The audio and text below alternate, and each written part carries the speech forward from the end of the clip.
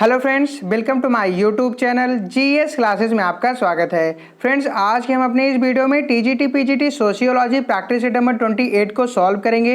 ये practice set बिल्कुल ही syllabus के अकॉर्डिंग तैयार किया गया है, तो वीडियो को पूरा देखिएगा। और हाँ, अगर आपको वीडियो पसंद आए तो वीडियो को लाइक ज़रूर कर दीजिएगा। आपका एक लाइक हमें बहुत ही ज़्यादा मोटिवेट करता है, तो वीडियो को पूरा देखने के बाद वीडियो को लाइक ज़रूर कर दीजिएगा। तो चलिए सॉल्व करते हैं आज के प्रैक्टिस सेट नंबर 28 के क्वेश्चन नंबर 1 को। आज का हमारा क्वेश्चन नंबर 1 है, निम्नलिखित में से किसने जाति व्यवस्था का विश्लेषण शुचिता एवं प्रदूषण के आधार पर किया है? तो किसने किया है? तो इस क्वेश्चन का राइट आंसर हो जाएगा हमारा option number B, Louis Dumont ने। लुईस ड्यूमा ने जाति व्यवस्था का विश्लेषण शुचिता एवं प्रदूषण के आधार पर किया है। लुईस ड्यूमा जाति प्रथा पर आधारित असमानता को एक विशेष प्रकार की असमानता मानते हैं। लोगों ने वास्तविक और अवलोकनीय व्यवहार को जानने के लिए विचार मूल्य आधारी है। ड्यूमा के अनुसार जाति सोपान के लिए पवित्र और प्रदूषण का विचार प्रमुख है। सोपान एक सार्वभौमिक आवश्यकता है। आंद्रे बैतेई ने भारतीय समाज का जो है जाति मॉडल दिया है। किसने दिया है? आंद्रे बैतेई ने जो है भारतीय समाज के जाति मॉडल का जो है दिया हुआ है।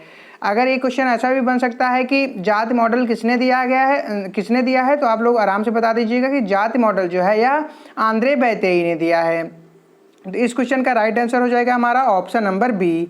आज का हमारा सेकंड क्वेश्चन है, मिट्टी जाति उपजाति है जबकि मशीन वर्गों का निर्माण करती है, यह कथन किसका है? तो यह कथन किसका है? इस क्वेश्चन का राइट आंसर होगा option number B, Kimball Young है। कौन है? Kimball Young. मिट्टी जाति उपजाति है जबकि मशीन वर्गों का निर्माण करती है, यह कथन किम्बाल यंग का है। तो इस क्वेश्चन का राइट आंसर होगा हमारा ऑप्शन नंबर बी। आज का हमारा थर्ड क्वेश्चन है, जाति व्यवस्था में परिवर्तनों के लिए निम्नलिखित में से कौन से कारक उत्तरदायी हैं? तो कौन से कारक उत्तरदायी हैं? तो इसमें टोटल 4 पॉइंट दिया गया है। पहला है यातायात के साधन, दूसरा है कृत्रिम शक्ति का प्रयोग, तीसरा है रूढ़ियां और चौथा है परंपरा। तो क्वेश्चन क्या पूछ रहा है? क्वेश्चन कह रहा है कि नीचे दिए गए कूट से सही उत्तर का चयन कीजिए। तो इस क्वेश्चन का राइट आंसर क्या हो जाएगा? इस क्वेश्चन का राइट आंसर हो जाएगा हमारा ऑप्शन नंबर ए, यानी कि 1 और 2, यानी कि पॉइंट नंबर 1 और 2 यह जो है हमारा सही होगा। भारत जातियों एवं संप्रदायों का विशेष परंपरात्मक स्थली माना जाता है। जाति व्यवस्था में परिवर्तन लाने वाले कारक पाश्चात्य शिक्षा एवं सभ्यता, औद्योगिकीकरण एवं नगरीकरण, यातायात के साधन, प्रजातंत्र की स्थापना, कानून का प्रभाव, जाति पंचायतों का हास्य, धार्मिक आंदोलन आदि जो है ये सब आते हैं। तो इस क्वेश्चन का राइट आंसर होगा हमारा ऑप्शन नंबर ए। आज का हमारा अगला प्रश्न है, हिंदू धर्मशास्त्र निषिद्ध करता है। हिंदू धर्मशास्त्र किस चीज को निषिद्ध करता है? इस क्वेश्चन का राइट आंसर हो जाएगा हमारा ऑप्शन नंबर डी, उपयुक्त सभी को, यानी कि सगोत्र विवाह, सप्रवर विवाह और सपिंड विवाह, इन सभी को जो है हिंदू धर्मशास्त्र निषिद्ध करता है। एक प्रथा, नियम अथवा चलन जिसके अनुसार एक व्यक्ति को स्थानिक रूप से परिभाषित एवं अनुमोदित संबंधों के दायरे जैसे परिवार, गोत्र, प्रजाति आदि के बाहर विवाह करना आवश्यक होता है, यह अंतर विवाह की प्रथा के ठीक विपरीत चलन है।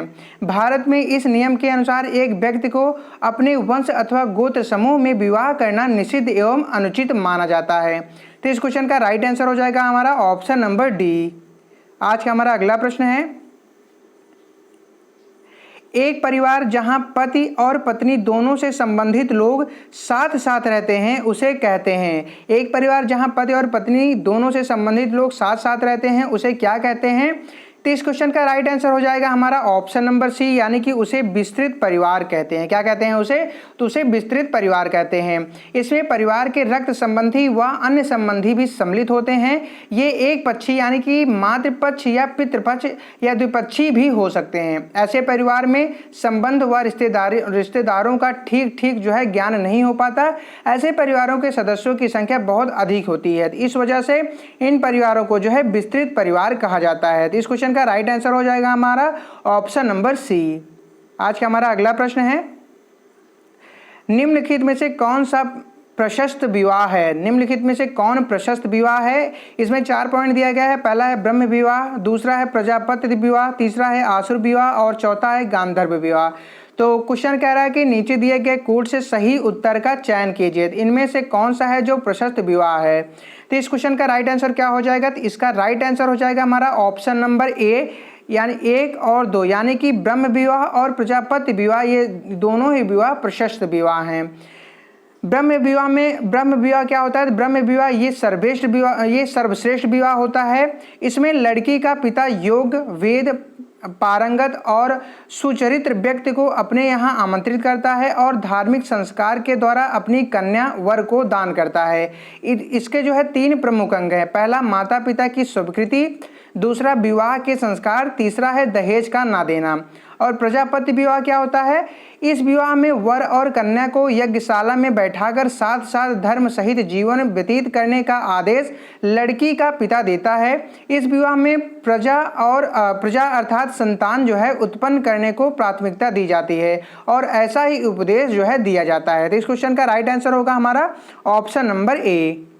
आज का हमारा अगला प्रश्न है, भारत में संयुक्त परिवार के विघटन के लिए एक अति उत्तरदायी कारक कौन है। तो भारत में संयुक्त परिवार के विघटन के लिए एक अति उत्तरदायी कारक कौन है। तो इस क्वेश्चन का राइट आंसर हो जाएगा हमारा ऑप्शन नंबर ए, आर्थिक कारक। क्या है, आर्थिक कारक।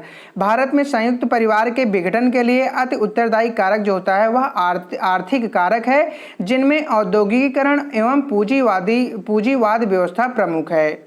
तो इस क्वेश्चन का राइट आंसर होगा हमारा ऑप्शन नंबर ए। आज का हमारा अगला प्रश्न है, निम्नलिखित में से कौन सा अधिनियम हिंदू विवाह के बहिर्विवाह नियम को प्रभावित करता है। तो कौन सा नियम है, अधिनियम है जो हिंदू विवाह के बहिर्विवाह नियम को प्रभावित करता है। इस क्वेश्चन का राइट आंसर हो जाएगा हमारा ऑप्शन नंबर बी, हिंदू विवाह अधिनियम 1955। हिंदू विवाह अधिनियम 1955 ने हिंदू विवाह के बहिर्विवाह नियम को विशेष रूप से प्रभावित किया है। अब इसके अनुसार सप्रवर तथा संगोत्र विवाह की छूट दी गई है। तो इस क्वेश्चन का राइट आंसर होगा हमारा ऑप्शन नंबर बी।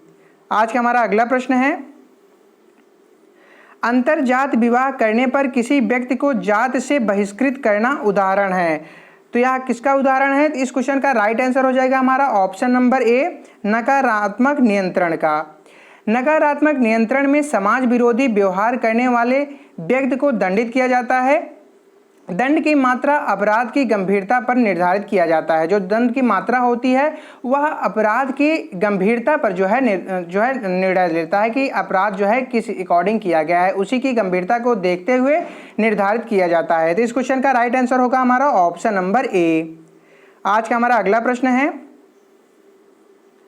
संयुक्त परिवार को जोड़े रखने में निम्नलिखित में से कौन से कारक जिम्मेदार रहे हैं। तो कौन से कारक जिम्मेदार रहे हैं, तो इसमें टोटल 4 पॉइंट दिया गया है। पहला है संयुक्त संपत्ति का चलन, दूसरा है पितृपूजा, तीसरा है कृषि और चौथा है जजमानी व्यवस्था। तो क्वेश्चन क्या पूछ रहा है, क्वेश्चन कह रहा है कि नीचे दिए गए कोड से सही उत्तर का चयन कीजिए। तो इस क्वेश्चन का राइट आंसर क्या हो जाएगा, तो इस क्वेश्चन का राइट आंसर हो जाएगा हमारा ऑप्शन नंबर ए, 1 और 2, यानी कि संयुक्त परिवार को जोड़े रखने में जो है संयुक्त संपत्ति का चलन और पितृ पूजा जो है ये प्रमुख जिम्मेदार हैं। तो इस क्वेश्चन का राइट आंसर होगा हमारा ऑप्शन नंबर ए। मुख्यतः क्या होता है कि जो संयुक्त परिवार होती हैं इसकी प्रथा में भारत जो है ज़्यादा पाई जाती है, इसकी प्रथा जो है यह भारत में ज़्यादा पाई जाती है। संयुक्त परिवार को जोड़ने वाले जिम्मेदार कारक सामान्य निवास, सामान्य रसोई, सामान्य संपत्ति, प्रीति पूजा, रक्त संबंध, सामान्य सामाजिक प्रकार, सहयोगी व्यवस्था, तुलनात्मक रूप से जो है स्थापित आदि, ये सब जो है क्या आते हैं, ये संयुक्त परिवार को जोड़ने के लिए जिम्मेदार होते हैं। तो इस क्वेश्चन का राइट आंसर होगा हमारा ऑप्शन नंबर ए।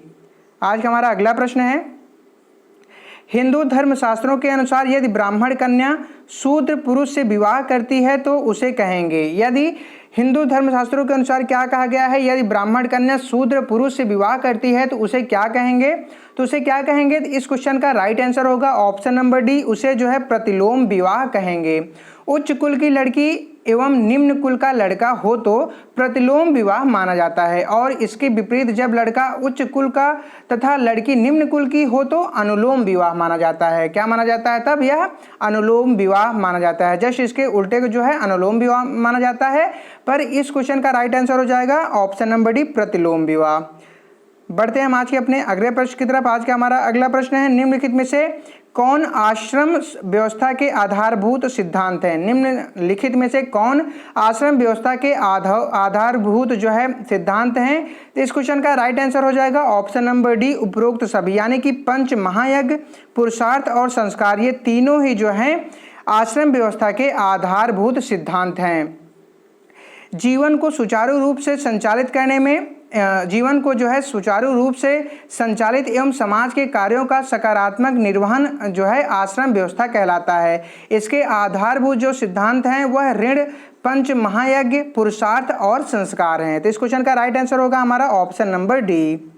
आज का हमारा अगला प्रश्न है, ऋषि गौतम के अनुसार आश्रमों का क्रम है। तो ऋषि गौतम के अनुसार आश्रमों का क्रम क्या है? तो इस क्वेश्चन का राइट आंसर हो जाएगा ऑप्शन नंबर बी, यानी कि ब्रह्मचर्य, उसके बाद गृहस्थ, फिर वानप्रस्थ, उसके बाद लास्ट में संन्यास। ऋषि गौतम के अनुसार आश्रमों का जो क्रम है वह सबसे पहले ब्रह्मचर्य है, सबसे पहले ब्रह्मचर्य होता है, उसके बाद गृहस्थ जीवन होता है, फिर वानप्रस्थ और लास्ट में जो है संन्यास जीवन होता है। तो इस क्वेश्चन का राइट आंसर हो जाएगा ऑप्शन नंबर बी। आज का हमारा अगला प्रश्न है, कर्म के निम्नलिखित प्रकारों में से किसका उल्लेख गीता में है? कर्म के निम्नलिखित प्रकारों में किसका उल्लेख गीता में है? तो इसमें टोटल 4 पॉइंट दिए गए हैं, यानी कि 4 कर्म के नाम दिए गए हैं। पहला है सात्विक कर्म, दूसरा है तामसिक कर्म, तीसरा है निष्काम कर्म और चौथा है सकाम कर्म। तो क्वेश्चन कह रहा है कि नीचे दिए गए कूट से सही उत्तर का चयन कीजिए। तो इस क्वेश्चन का राइट आंसर क्या हो जाएगा? इसका राइट आंसर होगा ऑप्शन नंबर सी, यानी कि 1, 2 और 3, यानी कि सात्विक कर्म, तामसिक कर्म और निष्काम कर्म ये जो है गीता में उल्लेखित है। ठीक है, भगवत गीता में कर्म की अवधारणा को कर्म, अकर्म, विक्रम में विभक्त किया गया है। गीता के अनुसार अकर्म ही निष्काम कर्म है तथा निष्काम कर्म को ही जो है सात्विक कर्म भी कहा गया है, जबकि विक्रम वह है जिन कामों को व्यक्ति लोभ और मोह में छोड़ देता है। तो इस क्वेश्चन का राइट आंसर होगा हमारा ऑप्शन नंबर सी। आज का हमारा अगला प्रश्न है, सामाजिक क्रिया के निर्वाचनात्मक अवबोध को समाजशास्त्र का लक्ष्य कौन मानता है? कौन मानता है? तो इस क्वेश्चन का राइट आंसर हो जाएगा हमारा option number D, max weber मानते हैं। कौन मानते हैं? तो यह मैक्स वेबर मानते हैं। मैक्स वेबर के अनुसार सामाजिक क्रिया को ना तो संरचनात्मक और ना ही कार्यात्मक दृष्टिकोण से समझा जा सकता है, इसलिए आवश्यक है कि सामाजिक क्रियाएं जिस संदर्भ में घटित होती हैं उसी संदर्भ में उनकी व्याख्या की जाए। तो इस वजह से इस क्वेश्चन का राइट आंसर हो जाएगा हमारा ऑप्शन नंबर डी। आज का हमारा अगला प्रश्न है, संरचनात्मक दृश्यता की अवधारणा को किसने विकसित किया है? तो किसने विकसित किया है? इस क्वेश्चन का राइट आंसर होगा हमारा ऑप्शन नंबर सी, नाडेल ने। किसने विकसित किया है? तो यह नाडेल ने विकसित किया है। संरचनात्मक दृश्यता की अवधारणा को नाडेल ने विकसित किया है। बढ़ते हैं हम आज के अपने अगले प्रश्न की तरफ।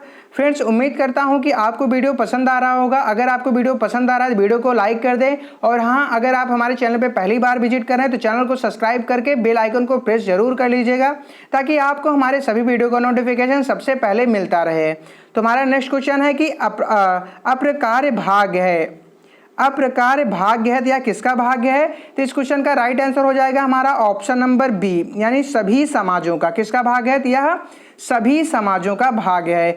अप्रकार्य निश्चय ही ऐसे वस्तुपरक परिणाम जिनसे व्यवस्था में अनुकूल और समायोजन में कमी आती है, ये सभी समाजों में पाए जाते हैं। इस वजह से इस क्वेश्चन का राइट आंसर हो जाएगा हमारा ऑप्शन नंबर बी।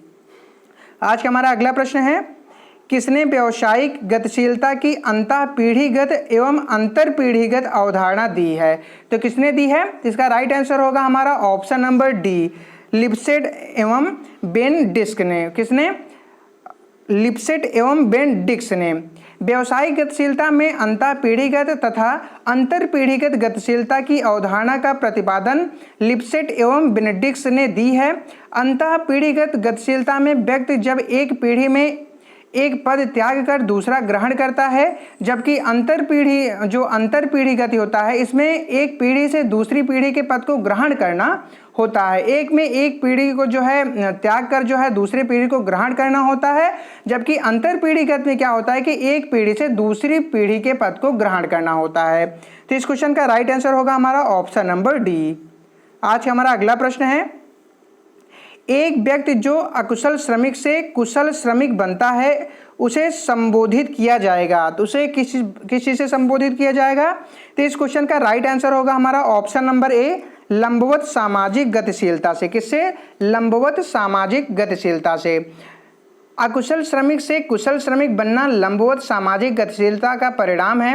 इस गतिशीलता में सामाजिक संरचना प्रभावी होती है तथा ऊर्ध्वगामी गति में जो है व्यक्ति ऊपर की ओर प्रस्थान करता है। तो इस वजह से इस क्वेश्चन का राइट आंसर होगा हमारा ऑप्शन नंबर ए। आज का हमारा लास्ट प्रश्न है, निम्नलिखित में से सामाजिक आंदोलन का कौन प्रकार सामाजिक सुधार आंदोलन से संबंधित है? तो यहाँ पे टोटल 4 आंदोलन दिए गए हैं। पहला है सामान्य सामाजिक आंदोलन, दूसरा है विशिष्ट सामाजिक आंदोलन, तीसरा है धार्मिक सामाजिक आंदोलन और चौथा है शोभनाचार सामाजिक आंदोलन। क्वेश्चन क्या कह रहा है? क्वेश्चन कह रहा है कि नीचे दिए गए कूट का प्रयोग कर सही उत्तर का चुनाव कीजिए। तो इस क्वेश्चन का राइट आंसर क्या होगा? तो इस क्वेश्चन का राइट आंसर हो जाएगा हमारा ऑप्शन नंबर सी, केवल 2। क्या हो जाएगा? केवल 2। विशिष्ट सामाजिक सुधार आंदोलन में निश्चित उद्देश्य तथा संगठन होता है। इस प्रकार की विचारधारा तथा मान्यताओं का पालन सदस्यों को करना पड़ता है। इसका नेतृत्व अनुभवी नेताओं द्वारा किया जाता है। इस वजह से इस क्वेश्चन का राइट आंसर होगा ऑप्शन नंबर सी, केवल 2, यानी कि विशिष्ट सामाजिक आंदोलन। फ्रेंड्स, उम्मीद करता हूं कि आपको वीडियो पसंद आया होगा। अगर आपको वीडियो पसंद आया तो प्लीज़ वीडियो को लाइक कर दें, और अगर आपको वीडियो पसंद नहीं आया है तो आप वीडियो को डिसलाइक कर दें। और आपने वीडियो को डिसलाइक क्यों किया है इसको कमेंट बॉक्स में कमेंट कर जरूर बताएं। फ्रेंड्स, अगर आप हमारे चैनल पर पहली बार विजिट कर रहे हैं तो प्लीज़ एक रिक्वेस्ट है कि चैनल को सब्सक्राइब करके बेल आइकन जरूर प्रेस कर लीजिएगा ताकि आपको हमारे सभी वीडियो का नोटिफिकेशन मिलता रहे। फ्रेंड्स, एक इन्फॉर्मेशन और है, अगर आपको पता नहीं है कि हमारे ये जो प्रैक्टिस सेट हैं ये कब कब प्रोवाइड कराए जाते हैं, तो मैं आपको इन्फॉर्म कर दूं कि प्रेजेंट टाइम में टीजीटी पीजीटी सोशियोलॉजी के जो प्रैक्टिस सेट हैं ये सुबह और शाम यानी रेगुलर 2 टाइम जो है प्रोवाइड कराए जा रहे हैं। तो आप सुबह और शाम दोनों प्रैक्टिस सेट को सॉल्व करिए, इससे मुझे पूरी उम्मीद है कि आपको निश्चित ही सफलता मिलेगी। तो चलिए मिलते हैं हम आपसे अपने नेक्स्ट वीडियो में, तब तक के लिए जय हिंद, वंदे मातरम।